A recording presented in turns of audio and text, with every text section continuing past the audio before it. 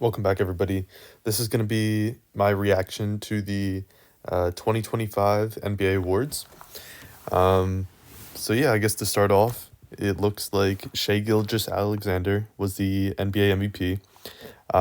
I did have him winning over Jokic, and I think the main reason that I just had him winning is I think that if you are going to be the MVP, you have to be on a team which I consider a contender, which is a team that has at least 53 wins, is top 18 in offense and top 15 in defense. And so looking here, we can see that the Thunder have 11 more wins than they had last year, which was 57.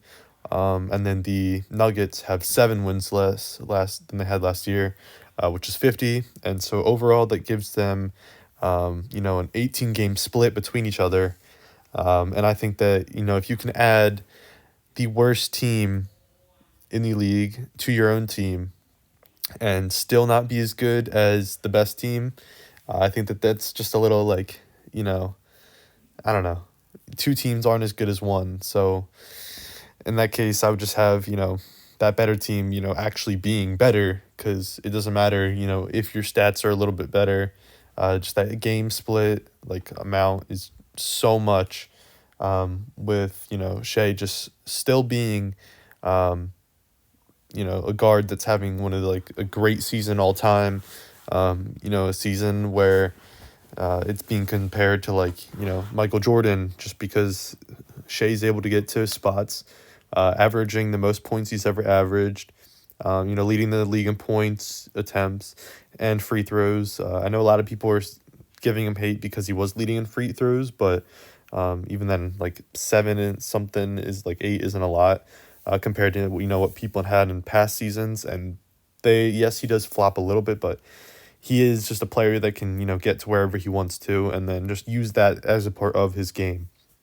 Um, I know people are saying like Jokic is also having a crazy season, averaging I believe his most points, more rebounds than last year, more assists than last year, averaging the triple double for the first time in his career throughout the season. Not 30 points yet, but just slightly under that.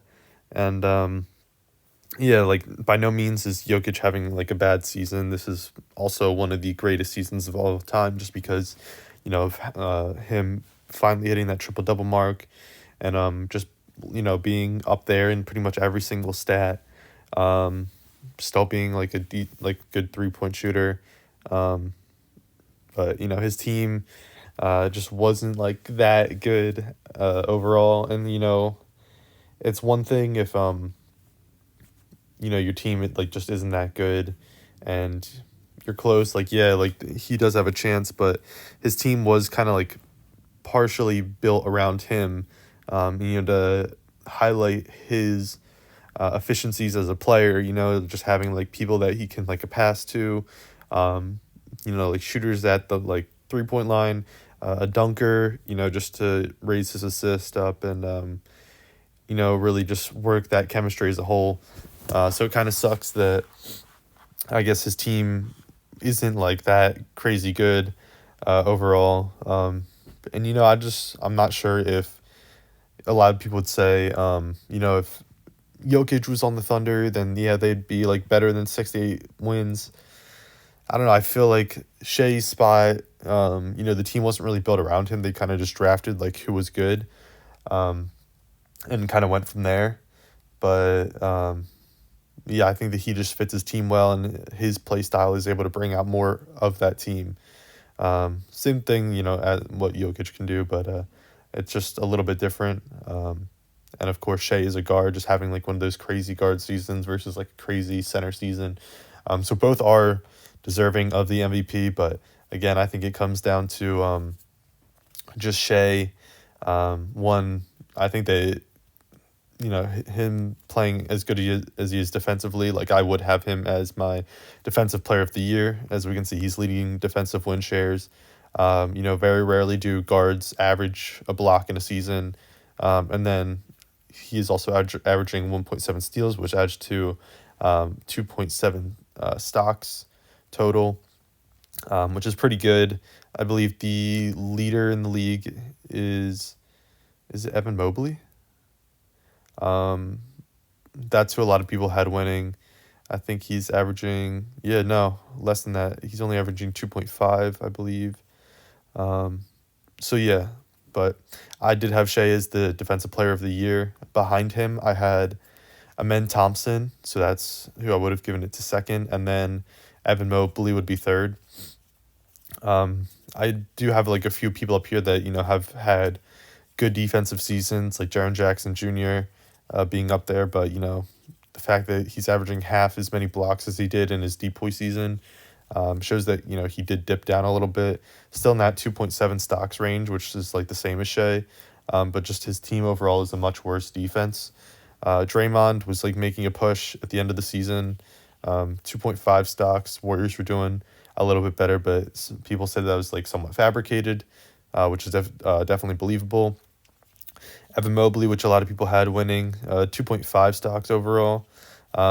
His team's good defensively, but I think the Thunder are better, and Shea's just a better defender than him. Amen Thompson, who I did have second. Lou Dort. Shea was pushing for Lou Dort earlier in the season, but I think if Lou Dort and his other teams would have pushed for him to get DPOY, then maybe that would have happened. And then Zubac, I believe, actually had it winning. Coach of the Year, Kenny Atkinson.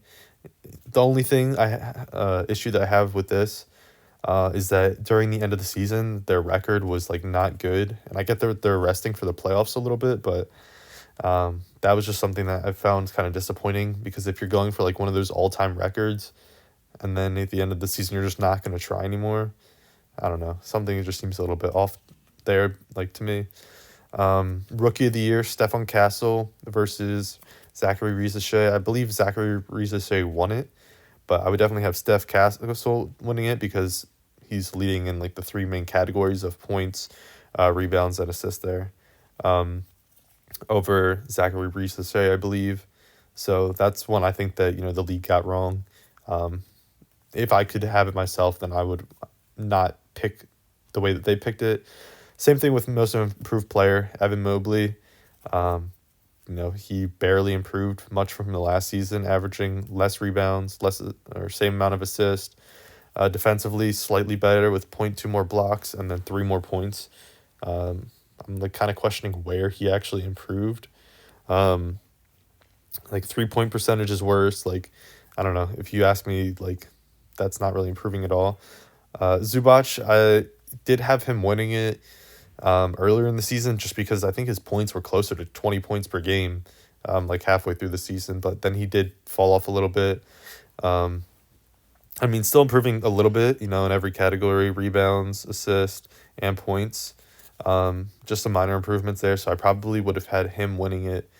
I'd have him second, because, I would have Dyson Daniels winning this award, just because you're having like an all-time great defensive season, averaging almost 8 points more, some of the most steals ever, leading the leagues in steals, more assists, more rebounds. He is getting quite a bit more opportunity, so that's part of it, but it also is him just playing better overall. So that's why I think I probably would have had Dyson Daniels over Zubac and had Zubac second. And then Shea or Amen Thompson as my defensive player of the year. Sixth man, Peyton Pritchard. This one's kind of self-explanatory. It was pretty much between him and Malik Beasley, just because Beasley averaged like 300 threes off the bench, or like over the season, had 300 threes off the bench, a little bit more than that, which is pretty crazy.